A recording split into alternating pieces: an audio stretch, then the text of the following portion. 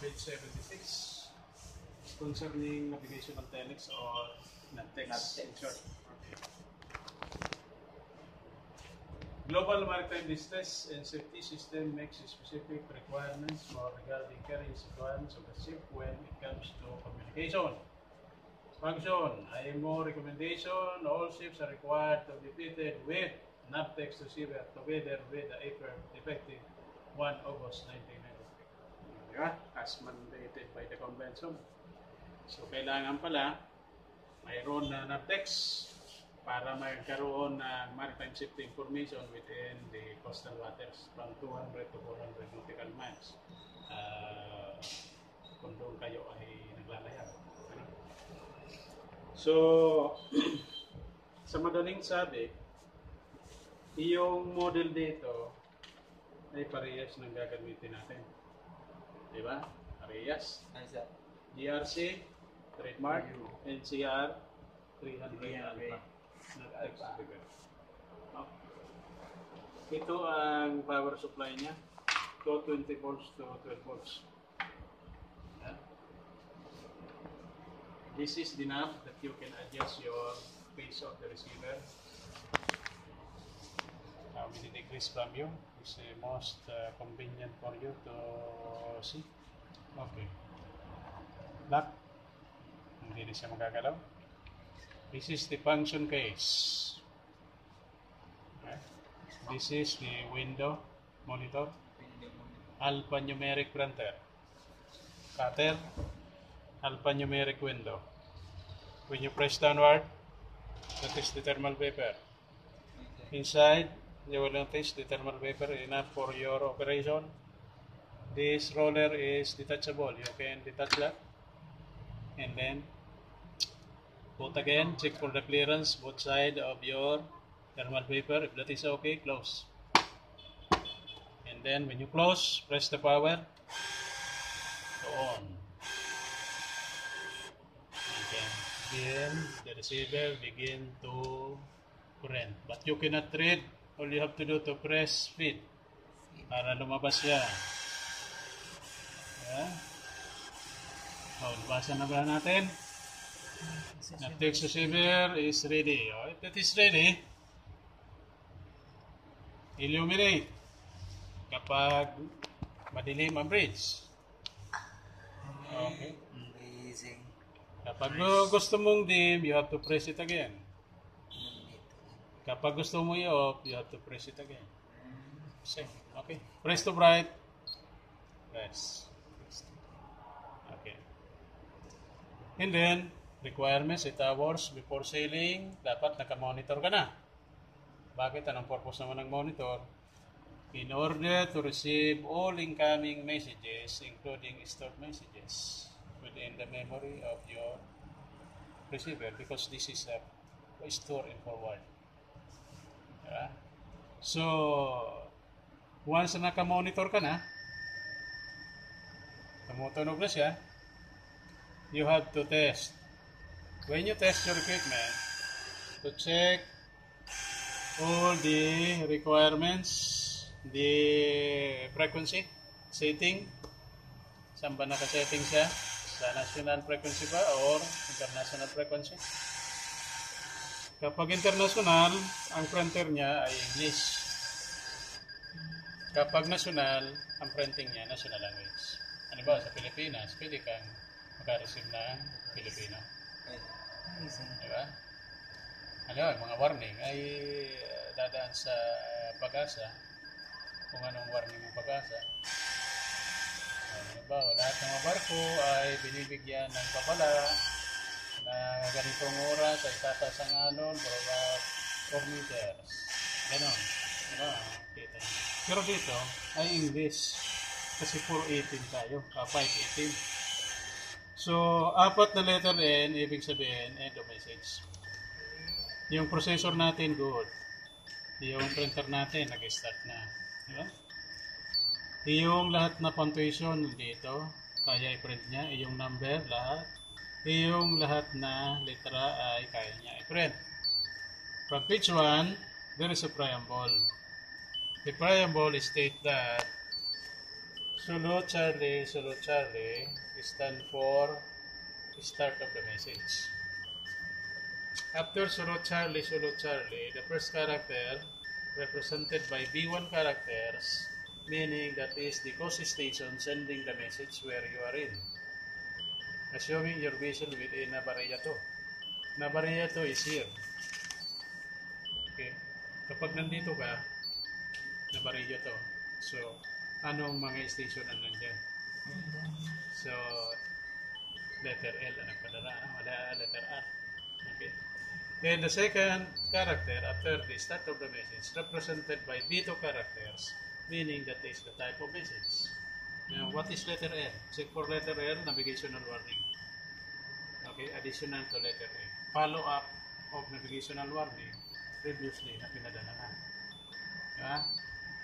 So, kaya letter L siya. And the last two digits is a serial number. The normal numbering of navtext from 01 to 99 and then back to 01. Except for search and rescue information, the serial number is always 00. Naintindihan niyo ako? Nakuha? Sunod ay unique ID ng isang station na nagpadala nito. That will follow by the present day. Ito. The time indicated, 2100, expressed in universal time coordinated. And then the present month and the year. That will follow by the content. Portugal, West Coast, Doro, and Transcoast. So, ibig sabihin, ipapadala sa inyo yan, lahat ng mga barko na bago pupunta doon, gagawa na kayo ng pangalawang plano. Kasi hindi pwedeng dumaan ang barko doon.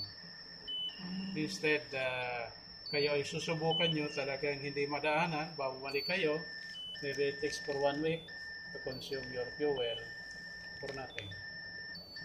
Yeah. And then, may makikita kayo sa last na 4 na letter N na nagsasabi ending End of transmission. End of message. Nakuha? So, iyan ang sinasabing preamble. So, doon sa mga lugar na tinatawag natin na congested waters, where 24 station within that area, so nagbibigay sila ng kanya-kanyang konsiderasyon. So, every station, they are given 10 minutes broadcast for every 1 hour. Diba? So, if there is 24 station, you're going to divide it into 4. Every group equivalent to 6 station. Yung 6, binigyan ng 1 oras mag-broadcast sa 10 minutes. And that is being repeated every 4 hours. And that is being repeated 6 times for every 24 hours. Therefore, if you are given 6 times for every 24 hours, 10 times 6, that equivalent to 60 minutes or 1 hour. So therefore, every station, they are given 1 hour for every 24 hours to broadcast within the system. Okay, nakukuha ninyo? Para malaman nyo kung ano ang tinatawag na time sharing basis arrangement.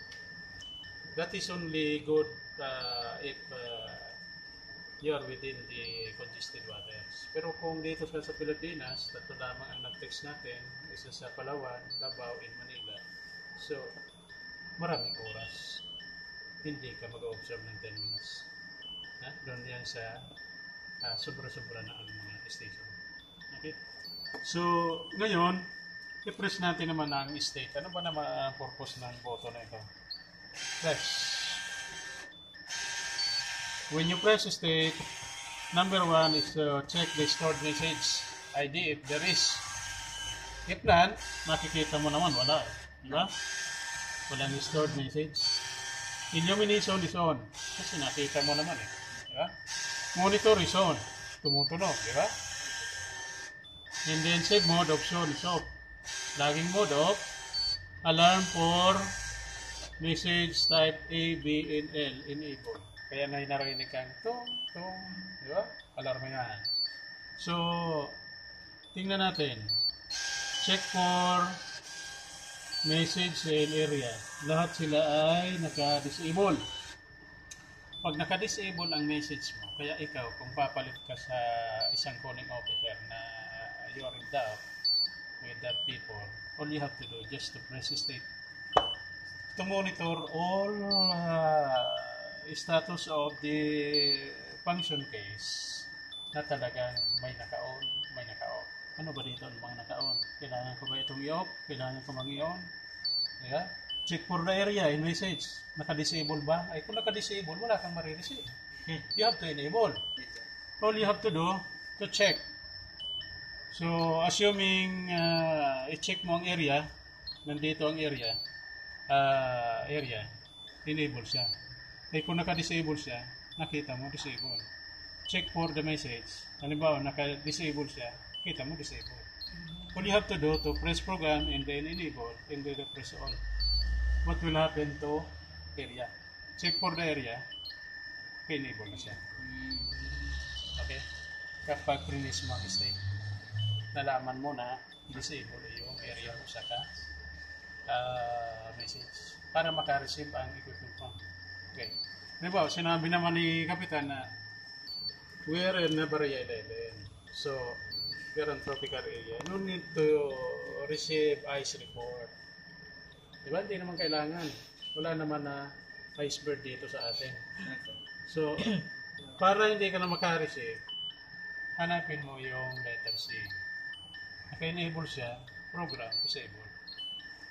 Okay? Hanapin mo yung iba, diba, piloto. Hindi ka na kailangan magpiloto kasi punta ka na sa labas. Program, disable. Okay. So, hanapin mo naman yung ano yan? Yung gold. Ano ba ang gold? Deka. Hindi mo na kailangan. Disable. Hanapin mo rin yung iba. Disable. Hanapin mo yung iba. Disable. Okay. Disable. So, ngayon, sinabi ni Kapitan, kailangan pala natin na enable ang Deka sa kaluran kasi nandito tayo sa ganitong lugar. Kailangan ma-receive natin ito kasi kung ito, ang mga system dito ay old model pa. Diba? So, instead of hanapin mo na naman yung Deka in Luran, this one, you have to press enable and then press on. Diba? So, hanapin mo naman yung lahat sila naka-enable. Naka-all. Naka-all sila. Ano? All na. So, ngayon, kung sinabi ulit ni Kapitan na i-disable mo yung ice report, balikan mo naman. Ihulog ko na si Kapitan. Press program and then disable. Balikan mo piloto. Okay, piloto. Program, disable. Okay. Kapag yung gusto mo, program, save. Diba? May save. Diba? So, ngayon, gusto mo na patayin yung alarma, press the alarm. Wala nang alarma. Patayin mo yung monitor. Wala nang tunog. Diba? Patayin mo yung ilaw. Wala na. Diba? Alin na lang hindi natin napindot. Power. Finish natin ang power. Yung off. Press mo.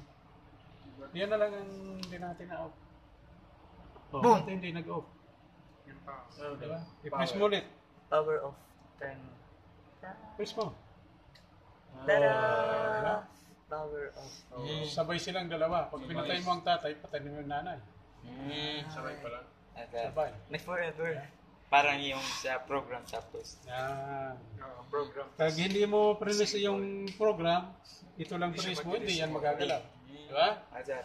Nakuha ninyo? Ito, remembrance ninyo. But this will only last for 3 days. Di ba nawawala yan, sir? Nawawala. Dahan-dahan, nagpipili ka. Xerox So, mo kung isa na gusto siya. nyo, pwede nyo ipa-xerox, pwede nyo ipalaminate. picturean. Huwag mo ipalaminate.